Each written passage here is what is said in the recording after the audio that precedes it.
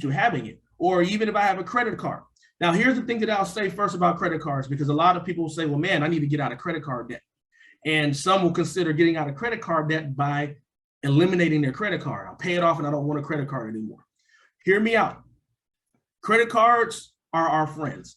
It's just like in the sense of understanding when we look at in health and physical health, that fat is the culprit because of all of the problems that it brings. But in our reality, to the body, it's like gold, which is the reason why it reserves it. And so credit cards in the same sense can kind of be looked at that, because what do credit cards do? It hurts our credit when we're up to the limit. We have these high bills that we have to pay. And when we pay these bills and we only pay just the interest alone, it does nothing to the principle of it. And so it's horrible. It's like, man, I don't want to deal anything of it. I've been in experiences where I witnessed that myself. But then I also recognize the benefit of, oh, I got out of it, but now I have no credit.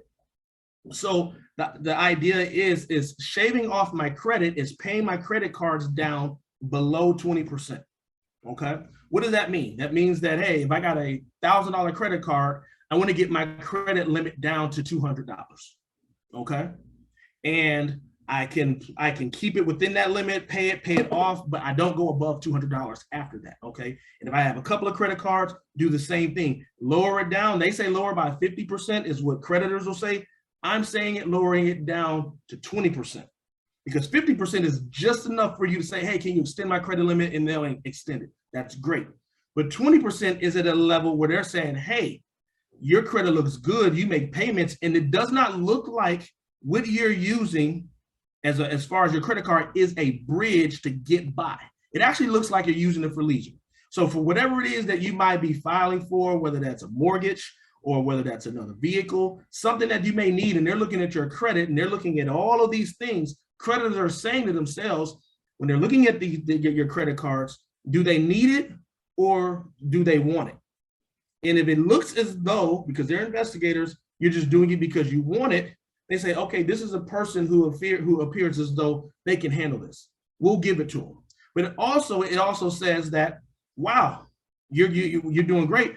Your credit, it gets boosted. You don't need, and I'm not talking about a little boost from Experian or these things that you want to do just to try to get a loan. We're talking about your points drive up, and it drives up to levels where it's surprisingly drives up. But all of this is now a result because in all this is a result of my finances have changed. And as a result that my finances have changed, my mindset has changed. And as a result of what my mindset has changed, my lifestyle, everything has changed with it versus, hey, my finances look a certain way. My lifestyle looks a certain way, but I still have the same old mentality that got me into this in the first place, which means that lifestyle and everything that I have is only going to be temporary, because at some point things are going to fall back out, because it's the mindset that got you there in the first place is the mindset that you'll continue to have that'll get you back there. And sometimes it can be worse.